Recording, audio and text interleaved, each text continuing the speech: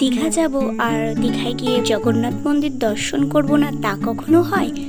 নমস্কার, আমি সুমনা চলে এসেছি নতুন একটা ছোট্ট ব্লগ নিয়ে। ভোরবেলা দীঘা পৌঁছে স্নান সেরে রেডি হয়ে একটা টোটো বুক করে চলে গেলাম মন্দির দর্শনে। মনের মধ্যে প্রবল উত্তেজনা, মন্দির ও জগন্নাথ দেব দর্শন করব, তাই দীঘা পৌঁছে লিস্টে প্রথম কর্তব্য মন্দির দর্শনে রেখেছিলাম।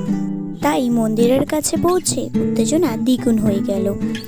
এখানে জুতো রাখাই একটা সমস্যা নজরে এলো, যে সমস্যার সমাধান সেই মুহূর্তে ছিল না। গেটের মুখে ছিল এক গাদে সিকিউরিটিজ। তারপর মেইন গেটের কাছে পৌঁছে লাইন মেনটেন করে ভিতরে প্রবেশ করলাম। শুধু সিকিউরিটিজ না, সাথে ছিল অনেক পুলিশও। যাই হোক, তারপর ভিতরে ঢুকে দেখলাম বড় বড় শেড টাইপের কিছু করা রয়েছে। কি উদ্দেশ্যে এগুলো করা বুঝলাম না, তবে মনে হয় দর্শনার্থীদের রেস্টের জন্যই বোধ হয়। যাই হোক, ভিতরে প্রবেশ করে চারিদিকে দেখলাম খুবই সুন্দর বানানো হয়েছে এবং এখনো অনেকই কাজ চলছে। বাইরেটা এতটা সুন্দর হলে ভিতরটা কতটা সুন্দর সেই ভিডিও নেক্সট দিন তোমাদের সাথে শেয়ার করব। আজ তবে এখানেই থাক। ভালো থাকো, সুস্থ থাকো, দেখা হবে নেক্সট কোনো ভিডিওতে। ধন্যবাদ।